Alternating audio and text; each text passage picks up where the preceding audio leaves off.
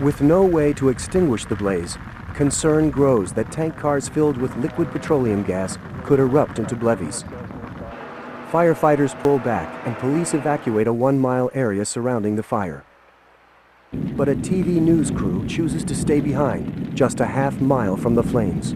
The fire is making a sound like a jet liner taking off. Something apparently blew up just a couple of minutes ago and started this big roar of flames and the sound of a jet liner. What the news crew doesn't know is that the noise they're hearing is the warning of an impending levee.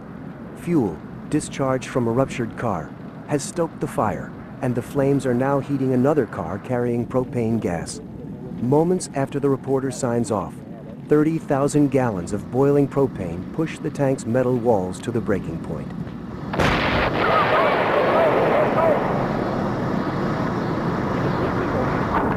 Okay, get the tape on. Leave it up, for Christ's sake. The news crew feels the heat wave from the blast. Levees from liquid petroleum gases like propane are much hotter than those from other fuels, making them extremely dangerous.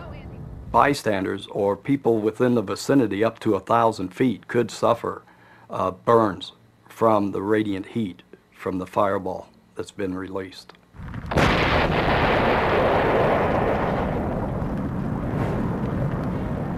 Liquid petroleum gas levees also have tremendous force, which can turn exploding tanks into airborne missiles. The 6-ton tank car in this blast rockets nearly 3/4 of a mile into a field. At the Murdoch explosion, the propane car that levied traveled 3,640 feet.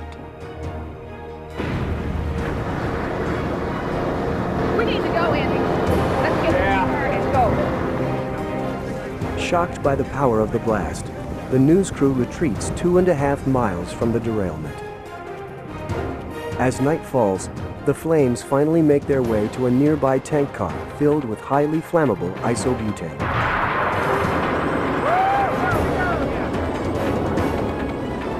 This latest levee creates a blinding whiteout as 50,000 gallons of fuel is ignited. Fortunately, just 4 minutes before the blast, George Wineland manages to escape the scene. May 4th, 1988, 15 miles outside of Henderson, the Pacific Engineering and Production Company, or PEPCOM, burns out of control. My God! The product PEPCOM manufactures, ammonium perchlorate, a crucial ingredient in rocket fuel. Television engineer Dennis Todd videotapes the blaze from nearby Black Mountain. The crew and I were on the mountain doing routine maintenance on a television tower. Looking at it, the brilliance of the fire was something like I'd never seen before. Rodney McCarroll also watches the growing inferno from a neighboring building. My plant was about 1,200 yards from where PEPCOM was at. We could see people that were scrambling and fire hoses breaking out, and we saw that they were trying to fight this fire. Inside the factory, PEPCOM employee Roy Westerfield conveys the magnitude of the emergency in a call to 911. Fire department? Emergency. We need the fire department. All you can get here immediately. What's the problem? Oh, we got everything's on fire. Close to 1,000 rescuers respond to the call, including Larry Sullivan. I knew what was in there. I know they store a lot of fuel there. And in fact, this day, there was approximately, from what I hear, 9 million pounds of this stuff stored there in plastic drums. Before Sullivan and the other firefighters can make their way to PEPCOM, the chemicals, exposed to intense heat, finally reach the point of combustion. Ooh, that's going to be loud. The magnitude of that sound when it reached us was still extremely large for something that had traveled over a mile. Oh, God. You can't tell me people got out of that. Oh, no. There's got to be hundreds. But the destruction has just begun.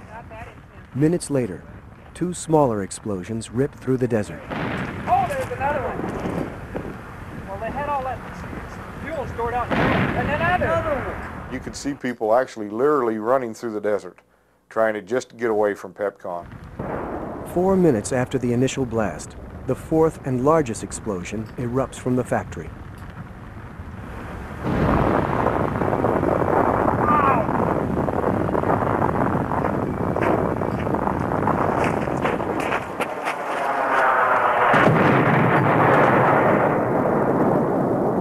The explosion is so intense, the shock wave vaporizes a nearby factory and registers 3.5 on the Richter scale.